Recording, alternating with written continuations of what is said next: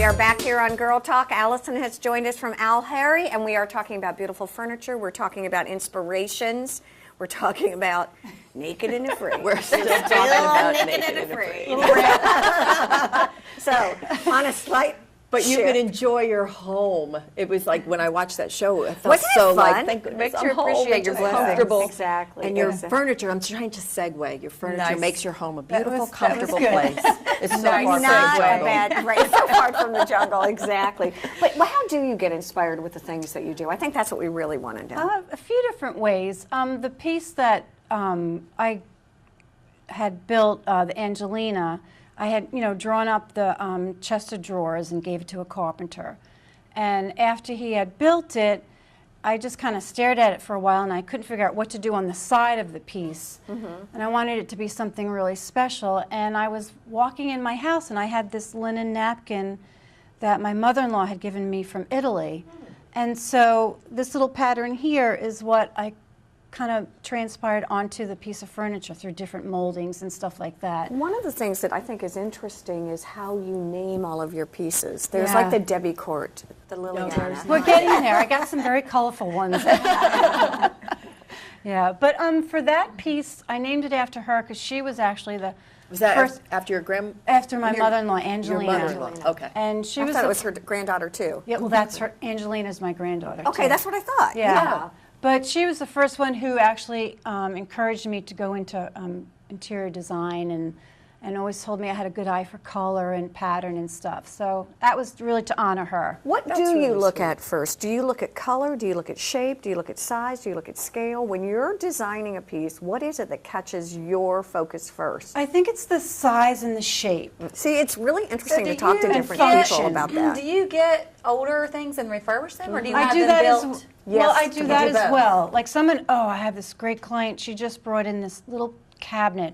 We're still trying to figure out what the purpose of it was, and she brought it in, and I'm going to redo it for her. She had it in her Okay. garage for 2 years, so I'm going to redo that for her. But then the thing that I like to do is actually design pieces. So you like to start from ground zero and have somebody That's build probably it and hold the thing. my favorite thing to do.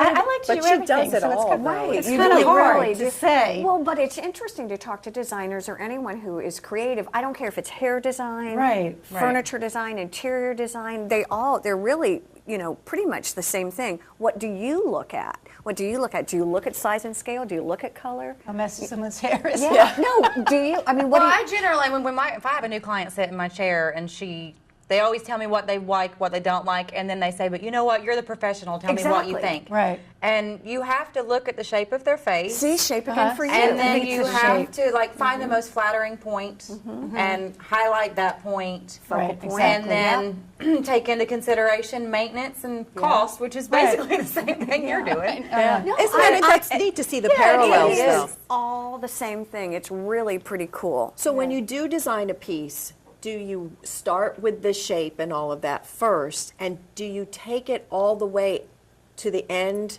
on paper, or do you create, okay, that's the shape, now what do I first do with it? I start with the for shape. color? Like I'm working on a piece, redoing a vintage piece that's in the store, which I love, but I'm trying to modernize it a little bit more. Which So piece?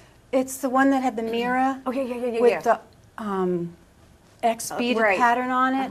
So I love that shape. It's got a mid-century line. So I'm taking that basic mid-century line and making it a little beefier, kind of playing with, the shape of it a little bit. And then the function is a big thing for me because Okay. I'm a storage junkie. So it has to have a purpose. You got to be able to hide stuff. Yeah. Yeah. So And then that's the same with you. You want to be able to function Yeah. with what you Yes. do, yeah. And then now I'm working on, all right, what pattern am I going to put on there?